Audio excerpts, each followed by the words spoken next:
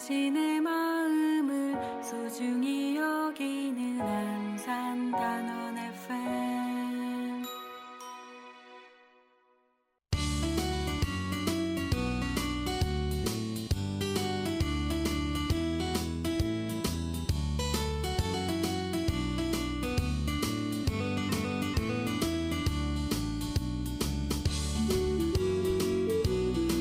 안녕하세요.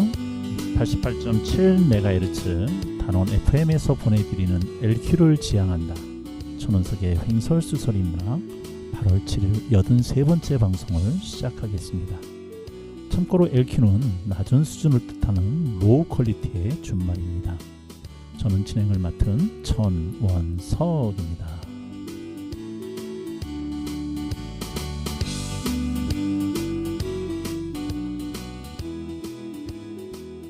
칸트는 평생 여자와 사랑을 나누지 못한 사람이다. 그는 젊은 시절 딱 2번 결혼에 대해 고민해 보긴 했다. 그러나 결혼에 대한 철학적 고민을 너무 오래 하는 바람에 여자들이 떠나버렸다.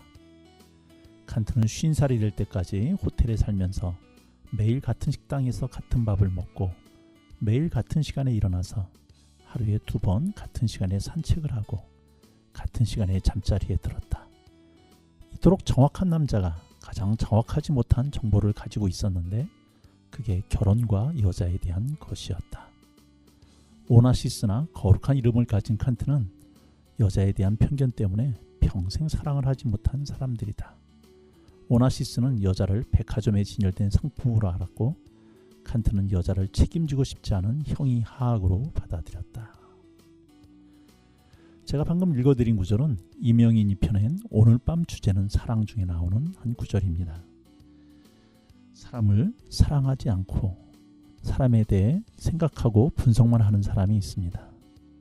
사람은 사랑하지 않고 돌이나 강아지, 고양이를 사랑한다고 하는 사람이 있습니다. 사람을 사랑하지 않고 사랑을 사랑하는 사람도 있습니다. 사랑이 너무 아프다고 더 이상 사랑을 않겠다는 사람도 있습니다. 이는 배탈이 한 번 나서 더 이상 밥을 안 먹겠다는 말과 같겠지요. 반면에 어머니의 사랑이 위대한 것은 그 사랑이 추상적이거나 사변적이지 않고 진짜라는 데 있습니다. 우리의 사랑은 과연 어디에 좌표가 찍혀 있을까요? 이승연이 부릅니다. 이즈리.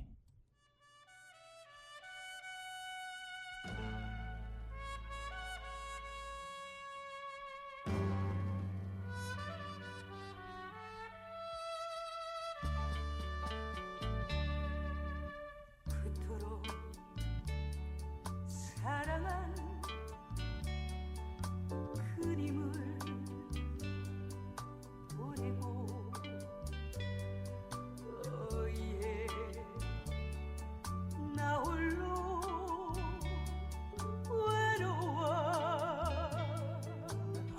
외로워하는가 생각하면 우월해 만날 수 없는 차라리 손 모아 행복을 빌리라. 이제 모두 잊으리 그대와 나의 순간들. 이제 모두 잊으리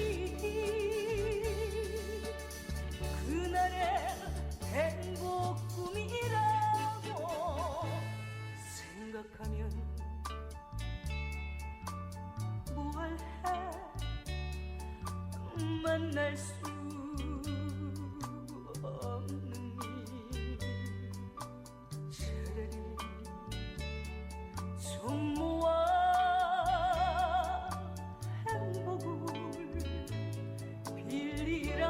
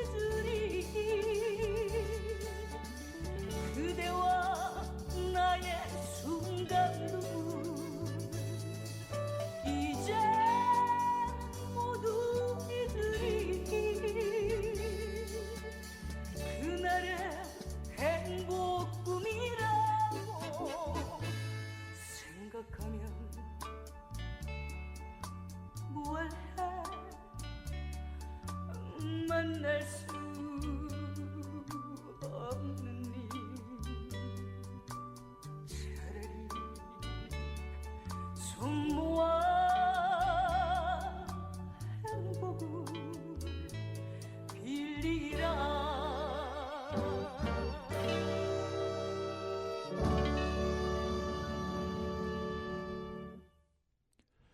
네, 이승현의 이줄이었습니다. 제가 정확한 이야기인지는 모르겠습니다만 그 성경에서는 로고스와 레마라고 하는 단어를 나눠 쓴다고 하는 이야기를 들은 적이 있습니다. 그러니까 성경에는 수많은 글들이 있는데 그렇게 그냥 문자화로 돼 있는 말씀을 로고스라고 그러고 그 말씀들 중에 자신한테 가슴에 꽂히는 단어, 문장을 레마라고 하는 단어로 쓴다고 합니다. 아까 인트로에서 말씀드렸듯이 우리는 수많은 주제에 대해서 또 수많은 사물에 대해서 또 어떤 사람에 대해서 내가 안다고 얘기를 하지만 그러나 과연 그것이 아는 것인지 그러나 그 사람을 정말로 알게 될 때 그때 아는과 지식적으로 아는 것은 또 다른 차원이라고 생각이 좀 되는데요. 어떻게 보면 우리가 나이를 먹어간다는 것은 이렇게 지식적인 머릿속에 있던 지식이 우리의 가슴으로 삶으로 들어오는 것이 아닐까 이런 생각이 좀 듭니다. 자, 그런 면에서 인생을 그렇게 하나하나 규정 내리고 또 명제화하고 그런 작업들을 해오신 우리 오늘 선생님을 모시고 이야기를 한번 나눠볼까 합니다. 이정인 선생님이신데요. 먼저 직접 인사 나누시고 어떻게 제가 소개를 해야 될지를 좀 잘 모르겠어요. 한번 본인의 입으로 직접 한번 들어보고 이야기를 나눠보도록 하겠습니다. 안녕하세요. 아, 예, 안녕하세요.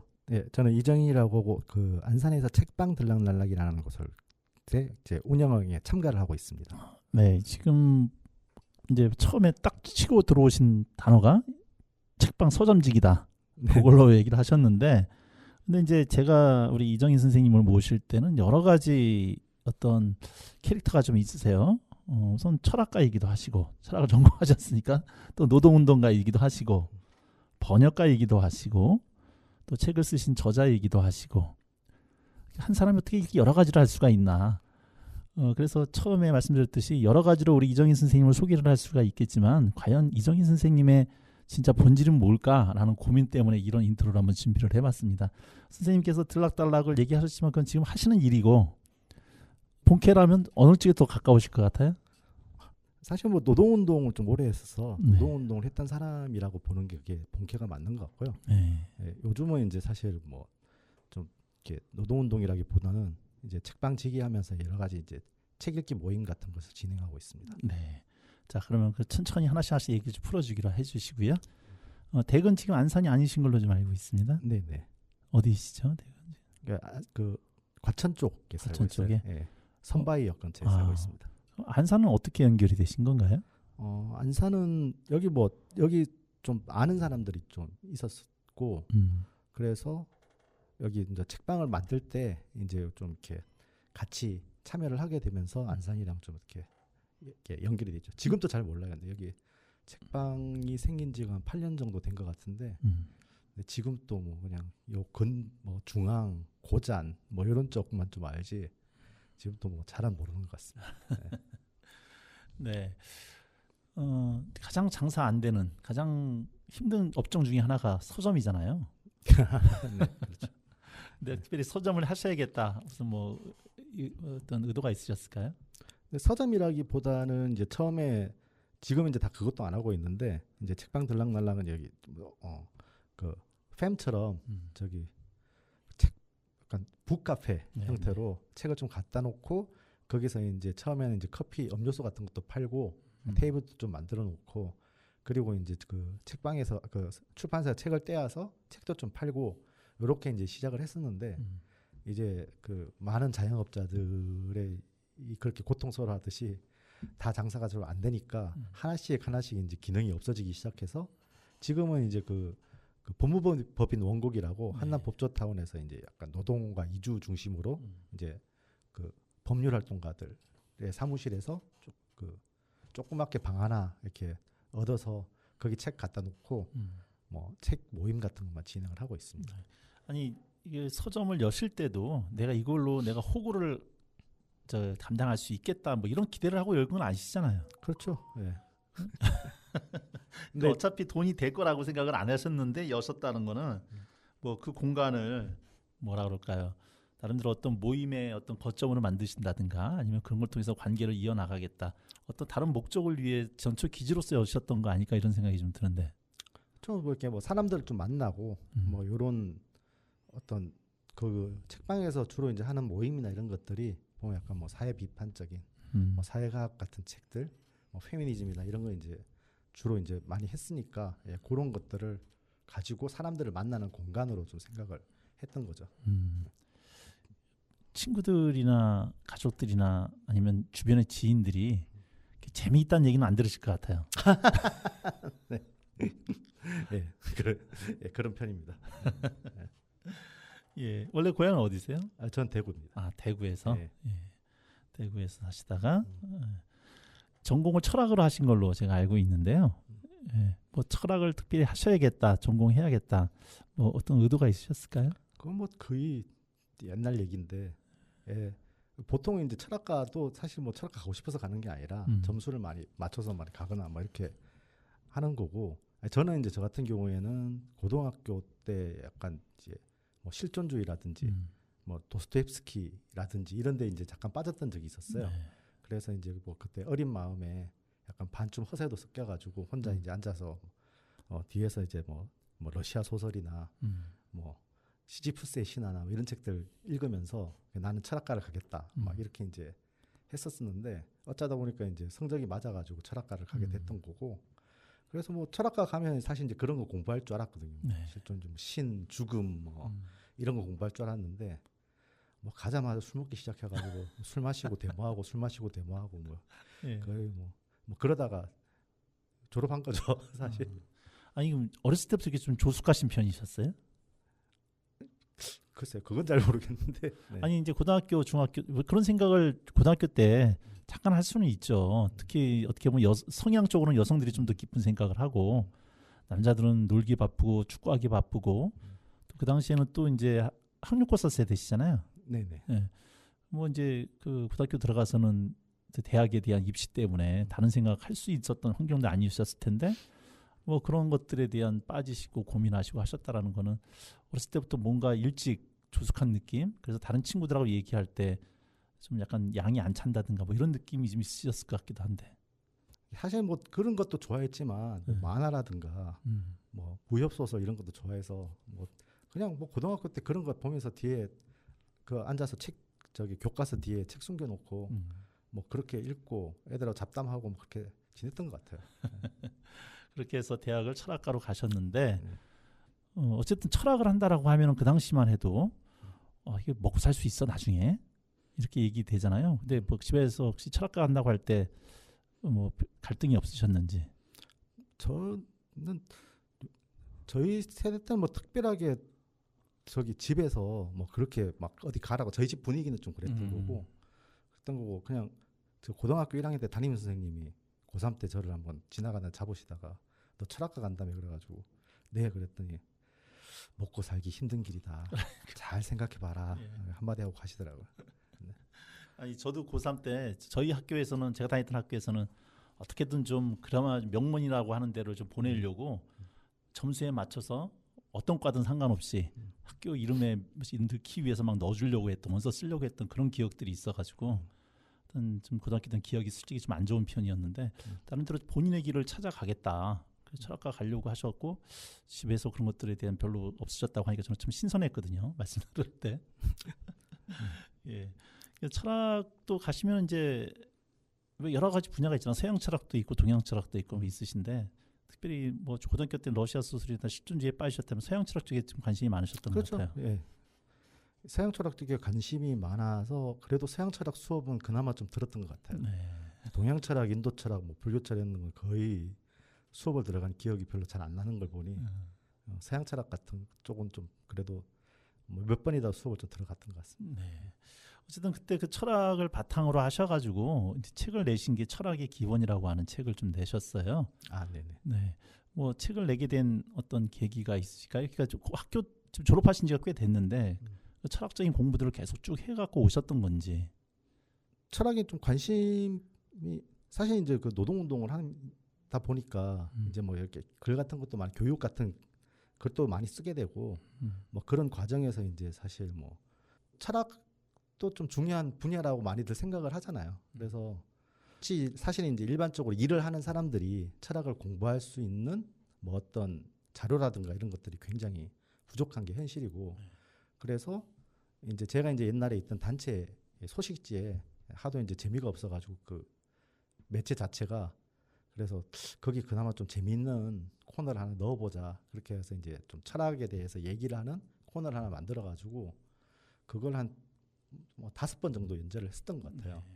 약간 너무 그리고 뭐라고 하냐, 이 철학이 그 운동권에서 하는 철학은 이제 사실 무슨 뭐 철학 에세이 뭐 이렇게 해가지고 뭐 변정부유물 어쩌고 이런 게 이제 너무 많이 지나간 얘기인데, 낡은 얘기인데 그게 이제 계속되고 있는 것도 있고, 그리고 또 한편에서는 철학을 이제 너무 어려운 얘기로 계속 만드는 뭐 이런 이제 경향도 있고, 그래서 그런 것들을 좀 양자를 좀 극복을 하고, 좀 철학이라고 하는 게 왜 생겼고, 그리고 어떤 논쟁들 뭐 이런 걸 속에서 이제 나는지 좀 쉽게 풀어 쓰는 걸 한번 써보자 해서 이제 시작을 하게 됐던 건데, 그때 한 5회 정도를 하고 근대 철학으로 이제 넘어가려고 그러니까 공부한 지도 너무 오래됐고, 사실 이제 그 고대 중세 철학은 별로 볼 게 많이 없거든요. 그러니까 1차 텍스트가 그렇게 많지는 않아 가지고 뭐 대충 훑어보고 이제 좀 하고 썼으면 됐는데, 이 근대 철학부터는 너무 이제 자료나 뭐 연구한 건 이게 너무 많아 가지고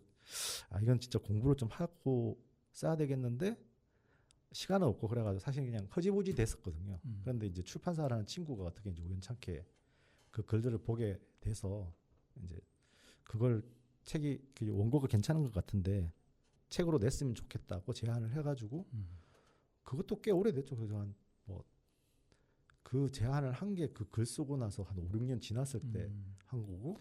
써놓은 거를 나중에 몇 년이 흘러서 보고, 네, 이 글이 괜찮다. 네. 그래서 이제 출판 제안을 하신 거고. 네. 그 제안 받고 계약서 쓰고도 한 5년 지나서 책을 내게 된 것 같습니다. 네. 아니 그 노동지가 재미가 없는데 거기 철학 얘기가 재밌게 철학을 쓰신다. 이것도 참 어떻게 보면 좀 생경한 얘기 같아요. 뭐 다 이제 뭐 글이 다 뭐 어디 싸우자 뭐 타도하라 이런 거밖에 없으니까 너무 딱딱하고 네. 재미도 없는 것 같아가지고, 그리고 좀 이게 약간 교양 뭐 이런 거 이제 네네. 그런 걸 좀 이제 해보자 이렇게 해서 이제 원래 기획 의도는 그거였는데, 그래서 쉽게 쓰려고 많이 노력을 했었어요. 아니 그래서 제가 드리려고 했던 말씀이 그 부분인데, 철학이라고 하는 것도 일반적인 선입관이 있잖아요. 좀 어렵다, 머리 아프다. 근데 그런 것들을 현장에서 일하시는 분들이 피곤하신 상황 속에서 그 머리를 써야 되는 책을 읽으려면 읽히게끔 만들기 위해서는 철학을 최대한 쉽게 풀어서 쓰시려고 또 노력했을 거고, 그런 것들을 또 알아보는 편집자가 있었던 거고, 저도 이제 선생님 책을 다 100% 읽지는 못했지만 앞부분 읽다 보니까 참 재밌다. 그러니까 철학을 이렇게도 풀이할 수 있구나. 이렇게 뭐라 그럴까요? 어떤 다른 철학사라든가 이런 것들을 보다 보면 문장 자체도 어려울 뿐더러 너무 많은 정보들을 주려고 하는 거에 비해서 핵심적인 것들을 앞에 부분에 잘 표시해 놓으셔가지고 이거 한번 계속 읽어봐야겠다 이런 생각이 좀 들 정도였는데, 그 정도로 어떤 고민의 흔적들이 많이 있으셨던 것 같다는 생각이 좀 들어요. 아니, 책은 잘 팔리실 것 같아요. 보니까. 책은 잘 안 팔리고 있죠. 예. 자, 지금 자연스럽게 노동 얘기로 좀 나오셨는데요. 선생님 철학을 하셨는데 그 노동하고는 어떻게 연결고리가 되신 건가요? 저희 세대는 사실 이제 그 뭐 학교를 들어가면 거의 대부분 다 처음에 1학년 때 데모는 다 나가는 약간 이런 그렇죠. 시대였던 거죠. 시대였던 거고, 그랬었었는데 이제 제가 대학을 다니는 중간 정도쯤부터 이제 사실 학생 운동이 엄청나게 많이 망하기 시작을 했거든요. 그리고 사실 저는 뭐 데모를 나가긴 하는데 운동권 선거 별로 좋아하진 않아가지고 되게 경직돼 있고 사람들이 그것도 막 뭐 그런 거 있잖아요. 이렇게 뭐도 못하게 하고 뭐도 못하게 하고 뭐 이런 것들이 많아서 별로 좋아하진 않았는데, 그래도 이제 이게 뭐 데모 나가고 하는 거, 뭐 술 먹고 이런 게 재밌으니까 이거는 또 좋은 일이다 이런 생각을 갖고 있었는데, 이게 이제 뭐 정말 그 순식간에 좀 망해가는 시기가 있었어요. 그래서 그때 이제 좀 장래를 고민을 하면서 어떻게 할까 생각을 하다가 이게 뭐 아무도 지금 책임도 안 지고 뭐 이렇게 그냥 선배들 막 운동하라고 막 그렇게 맨날 얘기를 하잖아요. 그런데 이제 그런 얘기를 했던 사람들이 어느 날 갑자기 이제 싹 다 없어지고 뭐 이렇게 되니까 좀 나라도 해야 되겠다 이런 생각을 했던 것 같아요 그때. 예, 정말 지금 생각해보면 어리석기 짝이 없는 생각이었는데 그때는 이제 그런 생각을 하고 뭐 해야 되겠다 생각을 하고 뭐 대학교 나오고 나서도 이제 계속 좀 이렇게 노동운동 관련한 일들을 하게 됐던 것 같습니다. 그러니까 말씀하신 것처럼 앞에서 그렇게 주도적으로 열심히 하자고 하셨던 분들이 어느 날 보면 다 사회 구성원들이 돼서 자기 살 길 찾아서 다들 흩어졌는데 막상 보면은 열심히 안 할 것 같고 뒤에 그냥 있는 데 없는 듯 보이지 않던 분들이 활동가들을 꾸준하게 채워지고 계신 뭐 그런 영향들이 좀 있잖아요. 선생님도 그런 부분인데 하나였다라고 좀 말씀을 해주시는 것 같은데, 근데 노동은 그때 나와서도 분야가 여러 군데가 있었을 텐데, 특별히 노동 그 중에서 또 비정규직 노동자 쪽에 중심을 뒀다고 말씀을 좀 들었거든요. 그거 되게 사실 이제 저가 막 노동운동 시작할 무렵에는 비정규직이라는 말도 사람들이 잘 모를 때였거든요. 네. 그러니까 모를 때인데 어떻게 하다 보니까 이제 아는 분이 이제 그 당시에 이제 그 비정규직 단체 일을 하고 계셔가지고 그때 막 이제 그 한국에서 최초로 이제 그 하청 노동자들의 노조가 생겼었어요. 이제 99년도였는데 한라중공업 하청노 지금 이제 3호중공이라고 네. 목포에 있는 그 조선소인데 거기서 이제 한라중공업 사내하청 노조라고 그 노조가 생겨서 거기 이제 지원 활동을 같이 했으면 좋겠다고 얘기를 해서 그 일부터 사실 좀 시작을 하게 됐던 거고. 근데 막상 가서 보니까 저도 이제 그 당시까지는 뭐 사실 비정규직이 뭔지 잘 몰랐었거든요. 근데 이제 같이 뭐 하다 보니까 이건 진짜 앞으로 한국 사회에서 굉장히 중요한 운동이 될 가능성이 높다. 이미 중요한 운동이다. 가능성이 높은 게 아니라 그렇게 해서 그런 어떤 비정규직 관련된 일들을 좀 계속 좀 하게 됐던 것 같아요. 원래 그렇게 공적인 공공선이라고 그럴까요?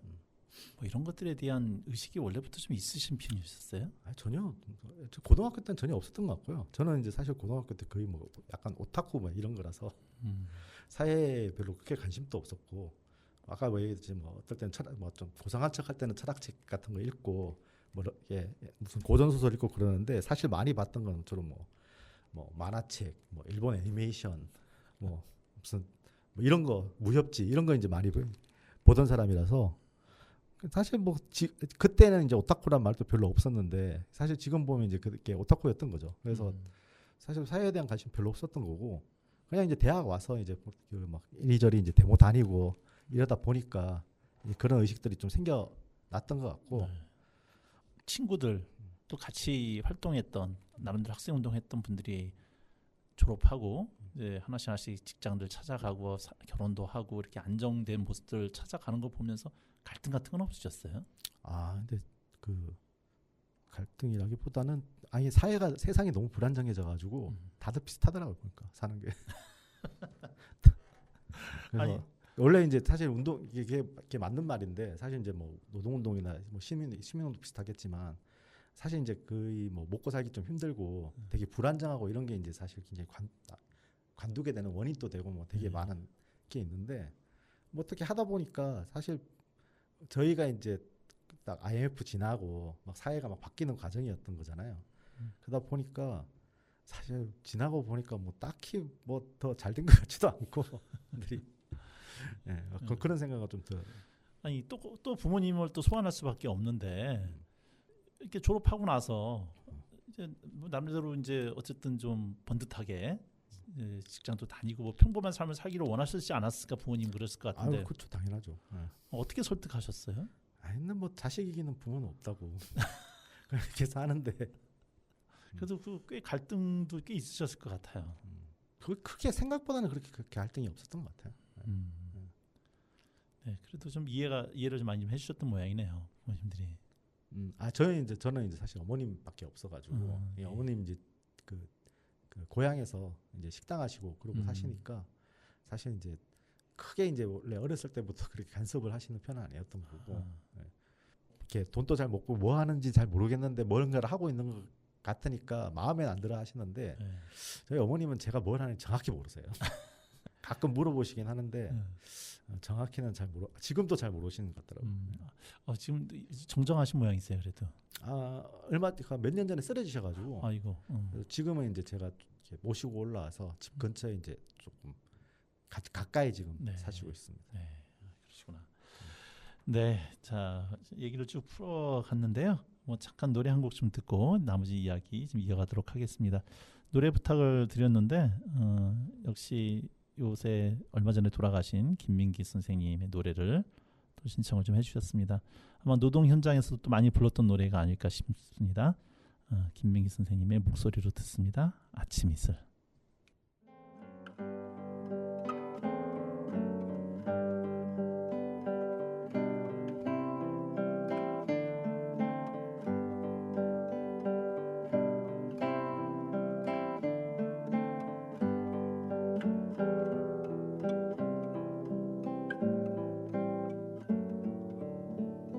긴 밤시 새우고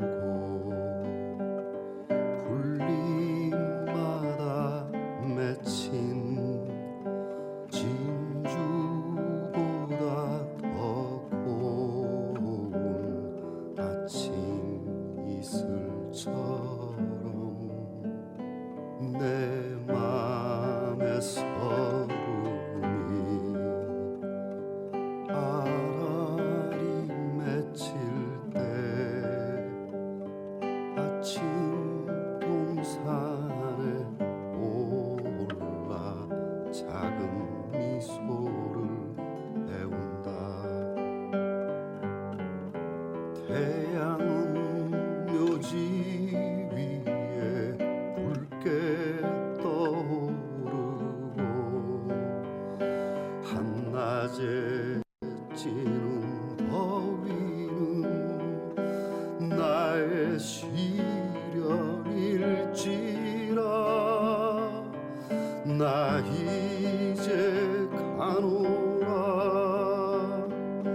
저 거친 광야에 서러움 모두 버리고 나 이제 가노라.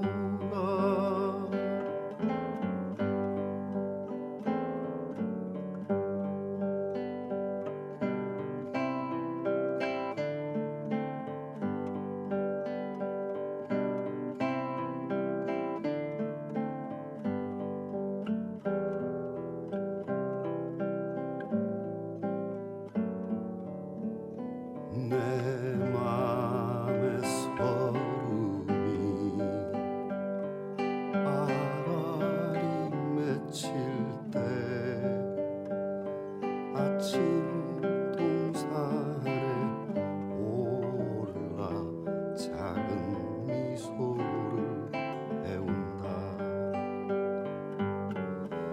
태양은 묘지 위에 붉게 떠오르고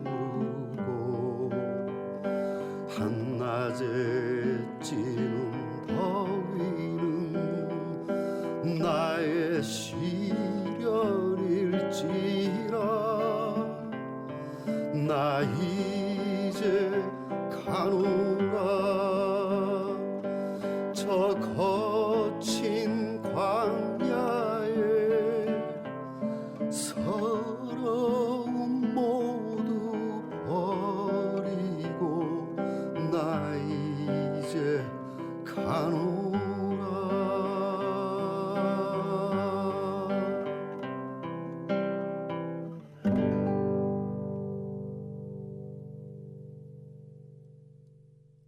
이제 우리 선생님 번역가로서의 또 삶을 잠깐 좀 여쭤보고 싶어요. 어떤 계기로 번역을 처음에 시작을 하셨을까요? 번역은 그냥 진짜 먹고 살려고 시작을 하게 된 거죠. 아니 먹고 살려고 내가 번역할 거야 한다고 해서 맡겨주는 건 아닐 거고. 제가 이제 그 대학교 이제 4년차 때 예. 이제 운동을 계속 하려고 이제 마음을 먹었었는데 그때 이제 4년을 하고 나서 이제 그 휴학을 하고 휴학은 그저부터 했구나. 휴학 중에 활동을 좀 하다가 이제 그 군역을 더 이상 미룰 수가 없어가지고 이 공익요원으로 군역을 하게 됐는데 공익이 시간이 좀 많이 남잖아요.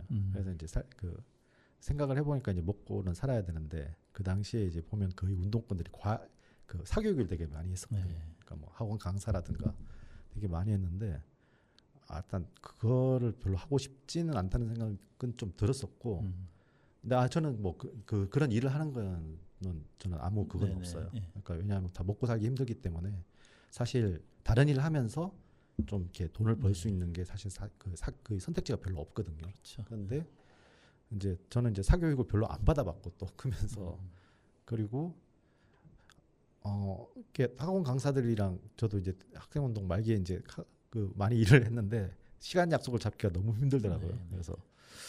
그래서 나는 조금 일단 호구지책을 좀 딴 걸 좀 해야 되겠다. 좀 자유롭게 살면서. 네, 그렇죠. 그래서 영어를 좀 공부를 해보자. 그래서 공익 교원할 때 영어 공부를 좀 했었고, 그리고 나와서 그때는 이제 사실 아무 쓸모없는 건데 번역사 자격증 같은 시험이 있었거든요. 네. 사실은 실무적으로 아무 쓸모는 없어요. 그때 그걸 잘 몰랐으니까. 그래서 그것도 하나 땄었죠. 그래서 땄었는데 사실 그런 건 쓸모가 없었고, 어떻게 이제 하다가 어떻게 출판사에서 그 번역가를 새로 뽑는다고 이 샘플 번역을 보내보라고 이렇게 공고가 났더라고요. 네. 그래서 이걸 한번 해볼까 해가지고 샘플 번역을 해서 보냈더니 이제 뽑혔다고 연락이 오더라고요. 그래서 뭐 몇 명이나 그게 지원을 했겠어요. 그냥 고만고만 사람 지원했는데 그 출판사 내가 보니까 이제 처음 사람을 뽑는 게 싸게 쓰려고 이렇게 사람을 새로 뽑았던 모양이더라고요. 네. 그래서 그때는 원고지 장당 1,800원인가 최저가로 했었어요. 그래서 거기서 이제 추리 소설 같은 거 이제 번역하는 것부터 시작을 해가지고 번역 일을 좀 하게 됐죠.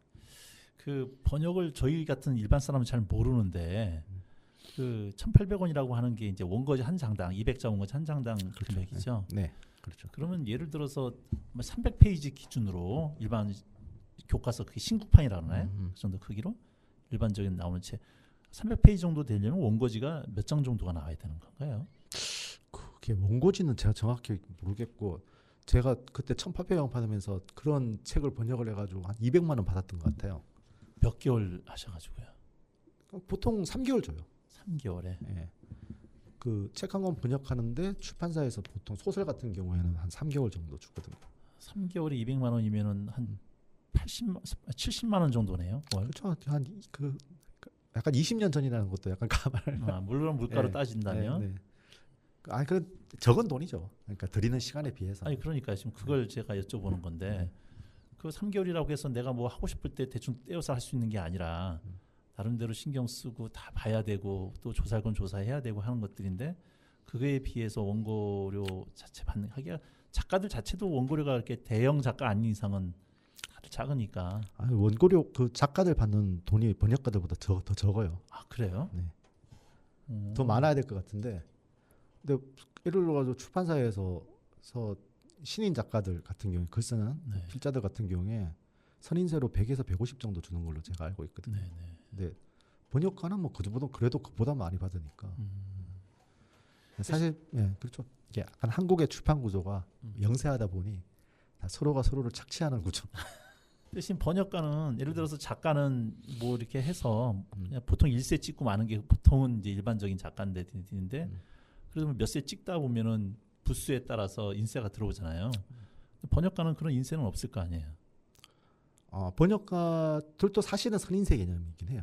받는 게. 그냥 딱 한 번에 받고서 그냥 끝나는 거 몇 배 팔리든 간에. 예, 그러니까 이제 원래 명목상은 번역가들도 선인세를 받아요. 예. 그러니까 이제 그 출판 구조에서 원고료나 번역료가 따로 책정돼 있지 않아요. 그러니까 이제 모든 돈은 다 선인세 개념으로 받는 거예요. 그래서 작가들도 그냥 선인세로 이제 원고료를 대신해서 받는 거고 100만 원이 150만 원이다 받는 거고 번역가들 같은 경우에는 대부분 이제 보면은 그걸 매절로 계산해서 주죠.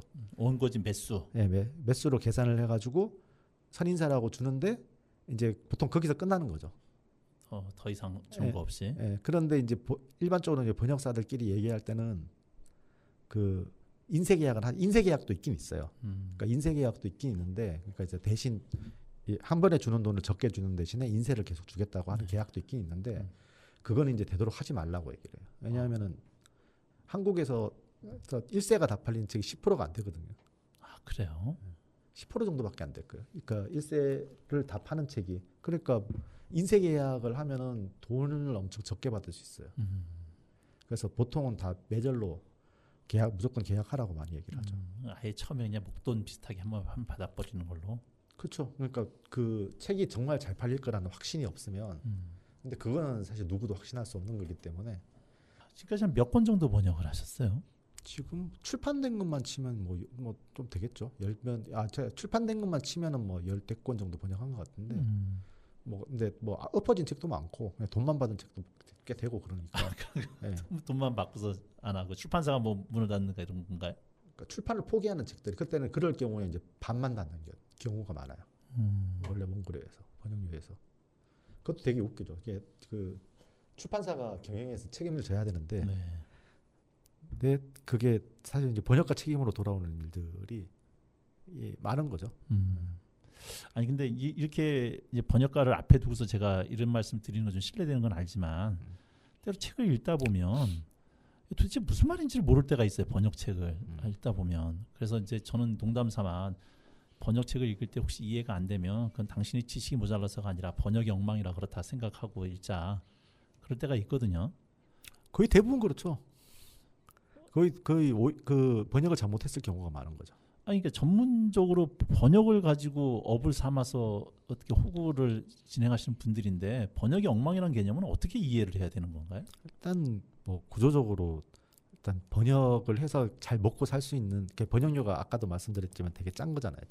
제가 이제 1,800원에 시작해서 4,000원까지 올랐었는데 지금 또 그 정도 그냥 4,000원 주는 걸로 알고 있거든요. 외절당. 그러면 책 한 권 번역해 봤자 뭐 400, 500인 거잖아요. 그러니까 요즘은 이게 한 달 월급인 거잖아요. 보통 그렇죠. 웬만한 사람들. 그런데 이제 보통 책 한 권 번역하면 이제 한 달에 번역하긴 힘들죠. 사실 한 권을. 그래서 출판사에서도 몇 달을 주는 건데 그렇게 하려고 그러면 이제 먹고 살 만큼의 번역을 하려고 하면은 여러 개를 해야 되는 거죠. 동시에. 네. 그렇게 하다 보면 뭐 시간도 없고 날림 번역을 하게 될 수밖에 없죠. 저는 이제 왜 그렇게 안 하려고 이제 많이 노력을 하는 편인데, 근데 뭐 또 안 그런 분들도 많은 거니까. 그 사실 번역이라고 하는 게 이게 그 텍스트의 난이도에 따라서 들이는 시간이 천차만별이고 쉬운 것도 있고 어떤 책은 이제 그냥 생각나는 대로 번역하면 되는 책이 있고 어떤 책은 쭉 읽으면서 번역하면 한국어로 글이 안 되는 경우도 있어요. 그러니까 뭐 텍스트의 성격 따라서 그리고 어떤 책은 막 엄청나게 조사를 해야 되는 경우도 있고 그런데 이제 번역료는 다 일괄적으로 다 똑같으니까 날림 번역이 좀 생길 수밖에 없는 구조긴 하죠. 우리가 번역은 또 뭐라 그럴까 제2의 창작이라는 얘기도 있고 번역은 반역이라는 얘기도 하는데 그래서 이 번역이 직역이 좋냐 아니면은 한국 독자의 상황이나 이런 걸 감안해서 뭐라고 그럴까요? 약간 좀 번역자의 어떤 이런 게 좀 들어가서 내용을 조금 다듬는 게 좋냐 뭐 이런 논란이 좀 있는 걸로 좀 알고 있는데 어떤 편이세요? 반 정도 반반씩 섞어야 된다고 될 것 같아요. 예를 들어 가지고 일단은 그 외국어하고 한국어는 문장 구조가 완전 다르니까 번역자한테 중요한 점은 일단 그 텍스트를 완전 철저하게 이해할 필요가 있고, 그러니까 이 뜻이 무엇인지 그러니까 완벽하게 이해를 하고 그걸 이제 한국어로 잘 풀었을 수 있는 능력이 돼야 되는 거죠. 근데 직역이나 의역 논란은 좀 이상한 것 같고, 근데 직역하면 안 되거든요. 사실 직역을 문장 구조가 다른데 그 직역해서 뜻이 의미가 전달이 안 되는 거죠. 근데 예를 들어 가지고 외국 사람이 그 나라의 네이티브 언어를 하는 사람이 그 책을 보면 술술 읽힐 거잖아요. 그러니까 당연히 한국의 독자들도 같은 경험을 해야 되는 거죠. 그러니까 술술 읽히게 만들어 내야 되는 거죠. 근데 이제 원래 그 영어 텍스트가 술술 읽히지 않는 책이 어쩔 수가 없어요. 그러니까 그거는 이제 원래 어렵게 쓴 책이니까 그거는 이제 좀 뭐 어렵게 번역해도 저는 최소한 그래도 같은 어떤 경험을 하게 만들어 줘야 된다. 그러니까 영어로 쉬운 책이면 한국 사람도 쉽게 읽을 수 있게 번역을 해야 되는 거고, 그러니까 영어로 만약에 어떤 특히 문학 텍스트일 경우에 문장이 가지고 있는 길다는 느낌이라든지 이런 것까지도 파악해가지고 한국어에도 번역에도 반영을 하는 게 정말 좋은 번역이라고 생각을 하는데 그 정도까지 하는 사람들은 굉장히 드물긴 하죠. 아니 왜 이런 거 있잖아요. 우리나라 사람들 입장에서는 그냥 한 마디만 던져도 이해되는 어떤 컨텍스트가 있단 말이에요. 예를 들면 저 놀부 같은 놈 하면 무슨 말인지 딱 알아듣는데 외국인들한테 직역으로 놀부 같은 놈 하면 못 알아듣잖아요. 그렇듯이 외국 사람들은 그 안에 문화 속에서 자기들끼리 아주 자연스러운 건데 한국인들은 그 문화를 컨텍스트를 모르니까 이해가 안 되는 부분들 이런 것들은 어떻게 번역을 하세요? 그런 부분들은 일정 정도 그 아까 말씀하신 것처럼 좀 창작의 자유가 있어야 된다고 생각을 해요. 그러니까 이제 한국적인 상황에 맞게 좀 이렇게 바꾸거나 저도 이제 소설 번역할 때 가끔 그렇게 하는데 그래서 뭐 어떤 게 이제 과자 이름이 나왔을 경우에 그 되게 그 사람들이 익숙한 과자인데 이제 우리는 잘 모른다는 거죠. 그러면은 비슷한 한국에서의 뭐 팔리는 과자 이름을 바꾼다든지 이런 건 저도 이제 가끔 하는 거고 정말 안 될 경우에는 주석을 잘 넣어줄 필요가 있다고 생각을 해요. 네. 주석을 따로. 네. 그런데 이제 일단 가독성이 좋아야 되기 때문에 주석을 많이 넣는 방식보다는 예를 들어서 사회과학 책 같은 경우는 그렇게 해야 되는 거고 뭐 일반 소설이나 문학 같은 경우에는 번역가의 역량이 좀 많이 달려 있을 것 같아요. 그러니까 주로 번역하신 어떤 장르는 어느 쪽이셨어요? 저는 원래 이제 저기 장르 소설을 되게 좋아했거든요. 어렸을 때부터 추리 소설, SF 뭐 이런 것들을 되게 좋아했었고 번역을 할 때도 처음에 이제 추리 소설로 시작했고 원래 약간 장르 소설 전문가로 커보자 약간 이런 생각을 했었는데 이게 출판사 사장님이 자꾸 이상한 걸 무슨 체코 소설 이런 걸 자꾸 시키기 시작을 하더니 그때부터 좀 커리어가 꼬이기 시작을 해가지고 뭐 체코 소설도 번역을 하고 처음에 추리 소설 SF 하다가 나중에는 이제 약간 뭐 어떻게 하다 보니까 약간 활동하는 사람이란 거 알고 무슨 레닌 뭐 저작선 번역 이런 게 막 들어와가지고 예. 그것도 몇 개 했었고 요즘은 자꾸 사회과학 책들이 자꾸 들어와가지고 아니 선생님이 내신 책의 그 소개에 보면 선생님이 번역하신 책 제목들이 주로 무슨 철학 쪽이니까 철학류 주로 번역을 하실 줄 알았어요. 뭐 제국주의 자본주의의 최고 단계, 그다음에 브리테니커 필수 교양사전 근대의 탄생 뭐 이런 것들이라. 근데 소설 쪽으로 하셨다니까 좀 초기에는 소설을 좀 했었어요. 근데 지금은 다시 소설을 하고 싶더라고요. 이게 사회과학은 너무 어려워가지고 예. 힘들어서 못겠고 그래서 좀 소설을 좀 하고 싶은데 이제 좀 불러주는 출판사가 없어가지고. 네, 그만큼 글을 가지고 먹고 산다라고 하는 것은 참 아주 탑클래스 몇 분은 아니고는 또 다른 작업을 같이 병행해야 되는 어려움들이 좀 있죠. 자, 그런 직업들을 하고 계시다가 이제 다시 현대로 돌아와서 이제 들락달락이라고 하는 서점을 하시고 그 안에서 모임들을 진행하시고 지금도 하고 계신다고 알고 있는데 어떤 모임들이 주로 이루어지고 있나요? 여러 가지 분야의 어떤 진보적인 담론들 뭐 이런 걸 중심으로 하는 이제 책 읽기 모임들을 진행을 하고 있고요. 하고 있는 주제들은 요즘 이제는 장애학, 뭐 질병, 페미니즘 뭐 이런 것들을 최근에 좀 많이 했던 거, 노동 때 했었던 것 같고, 그리고 소설 읽기 모임도 하고 있고, 네, 그렇게 이제 진행을 하고 있습니다. 재미는 없겠어요. 글쎄요, 그렇게. 네. 그러니까 그런 것들을 재밌어 하시는 분들만 모일 거 아니에요. 요즘 이제 좀 관심이 있는 사람들이 오는 거죠. 그런 분야에 있어서. 예를 들어서 뭐 전작년 투쟁이 있으니까 약간 이제 장애학 같은 분야가 좀 이제 사람들의 관심을 많이 끄니까 이제 그런 거 해서 좀 많이 오신 적도 있고. 활동가들이 주로 많이 오시겠네요. 일단 큰 관심 있는 일반인들이 많이 오시는 것 같아요. 관심 있는 일반인들. 완전 이게 소개하거나 이런 건 아니실 거고 그냥 아름아름해서 오시는 건가요? SNS로 이제 광고를 하죠. 웹자보 같은 거 만들어서 네. 트위터나 뭐 페이스북이나 인스타나 뭐 이렇게 해가지고 올리면 그러니까 이제 안산에서는 사실 이제 오래 해왔던 거고 안산에서는 SNS보다 붙이는 게 효과가 있거든요. 이제 포스터 같은 걸 이제 곳곳에 붙이면 잘 될 때는 막 몇 명씩 오고 그랬었는데 요즘 이제 안산은 좀 잘 안 되는 것 같고 안산은 좀 모임이 좀 오래 같이 했었던 분들이 지금 계속하는 그가 돼 있어서 새로운 분들이 좀 잘 안 들어오시는 것 같고 그 서울에서 하는 모임들은 확실히 SNS 보고 오시는 분들이 많은 것 같아요. 그러니까 한 4년 전부터 3, 4년 전부터 이제 서울에서도 모임을 하고 있는데 요즘은 이제 서울에 모임이 좀 늘어가지고 서울에서 지금 모임 한 3개 정도 하고 있거든요. 아니 그게 호구가 되는 건 아니시잖아요. 아 그렇죠. 그건 뭐 돈 벌려고 하는 일은 아닌 거죠. 아니 그때 돈 벌려고 하는 일이 아니어서 좋아서 하시고 사명 갖고 하지만 서울에서 한 장소에서 계속 같은 모임을 여러 모임을 하시는 건가요? 아니면 장소를 옮기시면서 하시는 건가요? 아 서울에는 이제 그 공간이 없으니까 예. 안산은 이제 저희가 그래도 뭐 공간이 있는데 서울에서는 이제 스터디 카페 같은 데를 이제 예약을 해가지고 네. 진행을 하죠. 그냥 창가비 정도 받고서 진행을 하시겠네요. 그렇죠. 예. 뭐 공간 대여비, 디프리 비용 뭐 네. 이런 거 정도. 그 안산은 지금 몇 년 되신 거죠? 안산에서 하신 건? 안산은 이제 한 8년 정도 된 것 아 같아요. 오래됐네요. 지금 몇 분 정도나 모이시나요? 안산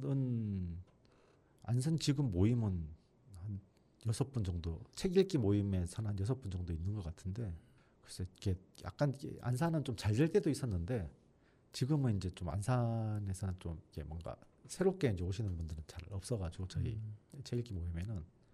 그래서 좀 어떻게 하면 잘 될 수 있을지 좀 고민을 하고 있습니다. 네.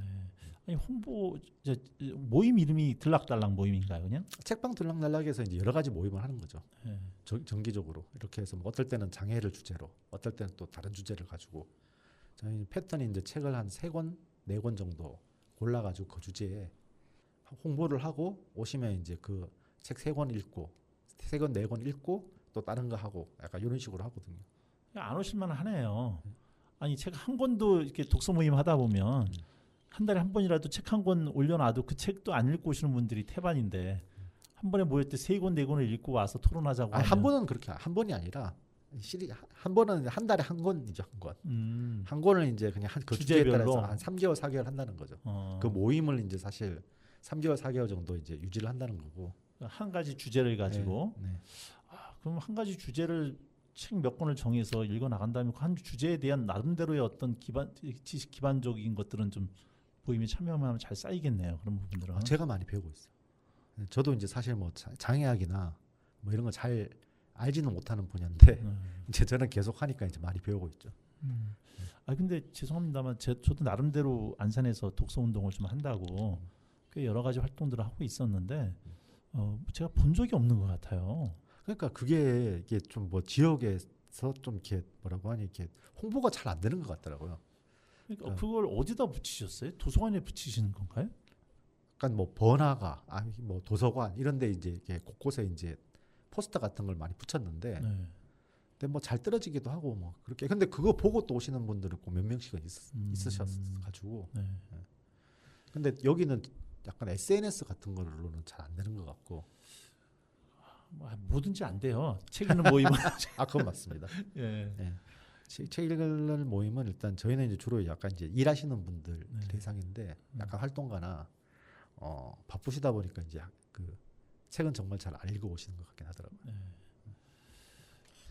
그래도 고정 멤버들이 그렇게 오신다면 인원 구성들 연령대는 어떻게 되시나요? 참여하시는 분들. 안산에 있는 모임은 다들 아시는 분이라 가지고 연령대가 조금 있는 편이고 서울에서 하는 모임은 뭐 그 20대, 30대 많이 오세요. 20, 30대가 그런 무거운 주제들도 관심 많으세요. 또 그게 또 그렇군요. 네. 근데 관심은 많은데 책을 막 잘 읽고 그러지는 또 않으시긴 하는데 그래서 저는 책 안 읽어도 부담스러워하지 말고 오시라고 얘기 나누는 게 더 중요하다고. 근데 이제 책을 안 읽고 와서 얘기를 하다 보면 자칫하면 사담으로 흐르거나 아니면은 누가 한 사람의 이야기가 독점이 될 수가 있잖아요. 아무래도 아시는 분들이 전달하려고 하다 보면 그러면 이제 토론이라기보다는 어떻게 보면 하나의 뭐 강연이 될 수도 있고. 생각보다 말씀도 잘하세요. 약간 사담 같아지긴 하는데 근데 생각보다는 뭐 그래도 한 사람 막 일방적으로 얘기하고 그렇게 분위기는 잘 안 되는 것 같아요. 네. 자, 안산에서 혹시 이 방송을 들으시고 선생님 모임에 한번 참여하고 싶다. 그러면 어디를 들어가서 뭐 연락을 하면 될까요? 책방 들락날락 페이스북 페이지 뭐 인스타그램 그다음에 요즘 X죠. 다 있긴 있어요, 계정이. 그쪽으로 돌아가셔도 되고 그쪽으로 돌시는 게 제일 빠르겠네요. 네. 그러면 이 방송 끝나고 선생님 저 페이스북에 계정들을 좀 주시면 네네. 댓글에다가 저희가 좀 링크를 좀 걸어놓을 테니까 혹시 관심 있으신 분들이 있으면 좀 찾아서 들어가셔가지고 연락을 좀 하셔서 참여하셨으면 좋겠다 이런 생각이 좀 드네요. 그러시면 감사합니다. 그러면 예, 아니 그리고 종종 단원 FM에 이제 좀 얘기 좀 해주셔가지고 프로마다 그런 것들은 좀 알렸으면 좋겠다라는 생각이 좀 들어요. 요새 하고 있는 주제는 어떤 주제신가요? 아까 말씀드렸듯이 지금 뭐 요즘은 이제 사실 작년부터 네. 약간 장애학을 계속 약간 시리즈로 계속 하고 있었고, 그 약간 이제 저는 서울에서 했던 모임을 안산에서 더 하고, 안산에서 했던 모임을 서울에서 하고 약간 이런 식으로 진행을 하고 있거든요.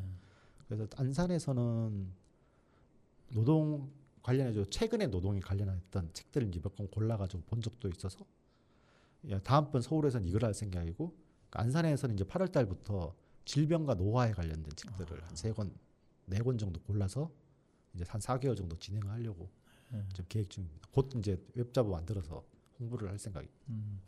자, 웹자보 만들어지시면 꼭 전달 좀 해주시면 저희 단원 FM에서 한번 프로마다 좀 올리도록 하겠습니다. 소식 전하고 또 외로 몰라서 못 오시는 분들도 있을 거라는 생각이 좀 들어요. 관심이 배우고 싶은데. 예. 예, 또 이런 활동들을 하고 계시군요. 그러니까 이게 모이시는 장소는 말씀드렸던 그 법원 앞에 있는 그제 그 법무법인 원곡 내에 책방 들락날락이 따로 이제 공간 하나 대여를 하고 있거든요. 네. 그래서 거기서 이제 진행을 하고 있습니다. 무슨 요일 날 모이시나요? 이게 주말 하면 다들 싫어하시더라고요, 직장인들이라서. 그래서 평일 저녁. 정해져 있는 건 아니고 같이 이제 얘기를 해서 정하는 거죠. 그때 모여서 정해서. 네네. 한 달에 한 번씩 하고 있습니다. 그래서 만약에 뭐 잘 되면 이제 안산에서 모임을 하나 더 늘려도 되고. 뭐 그런 날이 꼭 좀 왔으면 좋겠네요. 원래 잘 될 때는 안산에서도 모임을 한 3개, 4개 돌렸었어요. 그래요? 그때는 이제 제가 이제 하는 때가 아니라 다른 분이 이제 하실 때 안산에서도 3개인가 4개인가를 거의 동시에 돌아가게 했던 적이 있었거든요. 근데 그때 이제 모임을 하셨던 분들이 많이 안산을 떠나시고 막 이렇게 돼가지고 특히 안산은 이제 안정성 문제에 있어서 그런 게 좀 문제가 될 것 같아요. 잘 하시다가도 뭐 직장 문제라든가 이런 것들, 이사 문제라든가 떠나시고 그게 좀 문제가 되는 것 같더라고요. 그러니까 저희도 이제 몇 년을 해보니까 원래 이제 약간 여기 안산에서도 저희 이제 모임에 오시는 분은 약간 젊으신 분들이 이제 많이 오셨었는데 그분들이 이제 모임을 하다가 서울로 많이 가시더라고요. 생활 공간이나 이제 약간 자기 이게 활동 공간을 서울로 옮기시는 경우가 많아가지고 약간 그게 이제 좀 지속성이 좀 떨어지는 아무래도 그런 게 아닐까 싶은 생각은 좀 있어서 그래서 원래 이제 서울에서 하게 된 게 이제 여기에서 있다가 이제 서울로 가신 분들을 어떻게 한번 다시 잡아볼까 하고 이제 서울에서도 모임을 했던 건데 처음에 이제 딱 그 모임을 해서 몇 분 데려고 오셨던 분은 안산에서도 저희 모임을 하셨던 분은 맞아요. 근데 이제 좀 이렇게 모임이 늘어나니까 좀 상관이 없는 분들이 많이 오시더라고요. 아니 근데 그 모임에서 토론으로만 끝나시나요? 아니면 그 후속으로 어떤 모임으로 행동으로 연결되는 그런 것까지 다리를 놔주시는 건가요?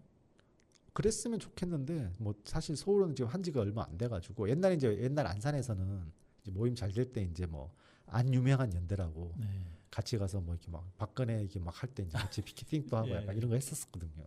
근데 이제 근데 안산은 그 모임이 깨져가지고 그냥 이제 그냥 그냥 그냥 지금 익숙한 사람들끼리 이제 하는 책 모임이 좀 된 측면들이 있고 서울은 뭐 지금 이제 뭐 모임을 4개 했는데 거의 계속 오시는 분도 계세요. 그래서 집회나 이런 데서 한번 봅시다 그러는데 그냥 각자 따라와가지고 그냥 인사 한번 하시고 약간 이런 식이 좀 되고 있기는 한 것 같습니다. 서울은 뭐 지역도 곳곳에서 하시겠네요. 주로 이제 종로하고 사당 뭐 이렇게. 뭐 북쪽에 있는 분이 많이 계시면 종로에서 하고 좀 뭐 아래쪽에 있는 분들이 많이 참여한다 싶으면 사당에서 하고 뭐 약간 저렴한 북카페를 저기 스터디룸을 찾아가지고 보통 뭐 토즈라든가 이런 쪽 가실 거 아니에요. 요즘은 그게 되게 많이 생겨가지고 어떤 면에서는 좋아진 것 같아요. 예전에는 그런 데를 구하지를 못해가지고 카페에서 시끄러운 데서 하기도 하고 막 그러셨던 것 같은 걸 알고 있는데 옛날에 민들레 영토 민들레 영토 맞아요. 그러셨군요. 좀 안산에서도 선생님이 하시는 이 모임들이 좀 훨씬 커졌으면 좋겠다. 특히 이 코로나 시기 제가 그러니까 코로나 오기 2년 전에 안산시의 독서 동아리 네트워크라고 하는 조직을 한번 만든 적이 있었어요. 그래서 그 중앙도서관에서 한 50여 개 단체가 뭐 출범을 했다가 나름대로 연중 행사도 좀 갖고 독서 동아리 소개하는 시간들도 갖고 막 이렇게 좀 교류하려고 했다가 코로나가 직격으로 맞았죠. 그래서 대부분의 이 보통 오프라인을 만나가지고 활동하시던 분들이 코로나 때문에 만나지 못하면서 거의 와야 되고 몇 개만 살아남은 상태. 그렇죠. 저희도 코로나 때는 거의 모임 못했었어요. 예. 그 다음에 다시 모이려고 했더니 그 응집력이 다들 사라지시고 또 이사 가신 분들도 있고 하다 보니까 쉽지가 않더라고요. 그분들이. 그렇죠. 인간관계도 그때 끊긴 사람들이 되게 많다. 예. 자, 마지막 질문 한번 좀 드릴게요. 앞으로 선생님의 어떤 인생 계획, 꼭 하시고 싶은 일이 있다면 어떤 일이 있을까요? 뭐 꼭 하고 싶은 일은 라고 할 만한 건 없고, 약간 이제 뭐 저는 이제 약간 요즘 이제 막 내가 막 활동을, 사실 노동운동 같은 것도 이제 너무 그 노동운동판에 사람들이 나이가 많아가지고 이제 완전 이제 역삼각형 구도거든요. 네. 그러니까 약간 뭐 여성운동이랑도 달라요. 그쪽은 이제 좀 젊으신 분이 있는데, 이 노동운동은 다 약간 제 또래나 약간 저보다 나이 많은 분들이 아직도 하고 계셔서, 이게 좀 사람들이 좀 위가 좀 없어져야지 아래가 좀 들어오지 않을까 뭐 이런 거 있는데, 그래서 지금 뭐 제가 다시 뭘 더 할 생각은 없고, 약간 옛날에 뭐 했던 활동들을 좀 정리하고, 저희 비정규직 운동 같은 거 오래 했으니까 뭐 그런 부분들을 좀 약간 요즘 젊으신 분은 약간 그런 거 잘 모르시는 것 같더라고요. 그래서 그런 거를 좀 정리하는 작업 같은 거 했으면 좋겠다 하는 거 있는데, 뭐 이것도 잘 안 되면 뭐 어쩔 수 없는 거고. 네. 예. 어쨌든 안산에서 들락달락 책방하시면서 여러 가지 책 모임도 이끌고 계신 우리 오늘 이정인 선생님 모시고 번역의 문제 또 살아오셨던 이야기들을 같이 한번 이야기 좀 나눠봤습니다. 오늘 귀한 시간 내주셔서 감사합니다. 네. 네, 우리 선생님께서 마지막으로 골라주신 노래 박창근의 이유 들으시면서 오늘 이야기 마치도록 하겠습니다.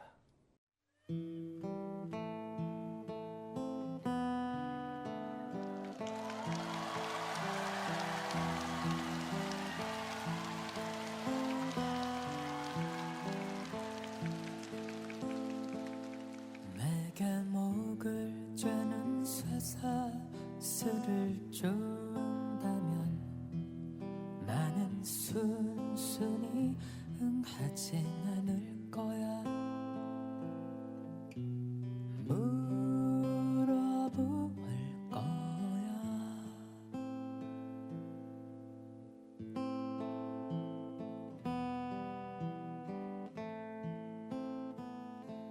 내게 사랑을 원하고자 한다면 나는 쉽게 그것을 말하진 않을 거야. 침묵할 거야.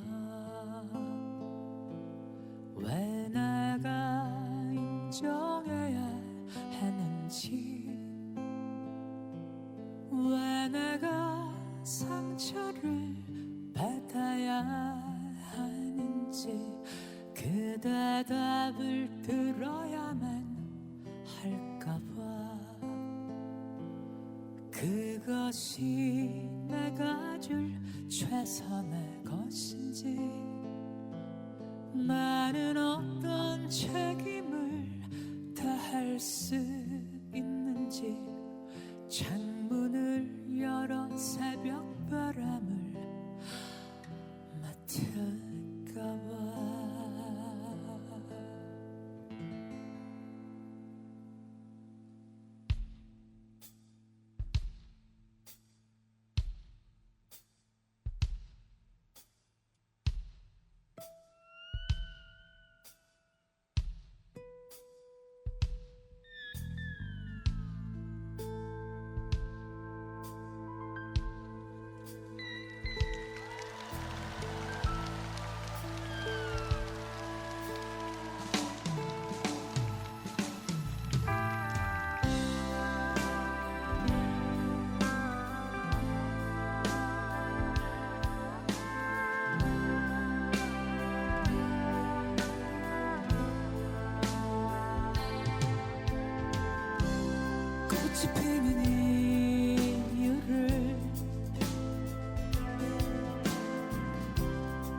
쉬지 있는 여인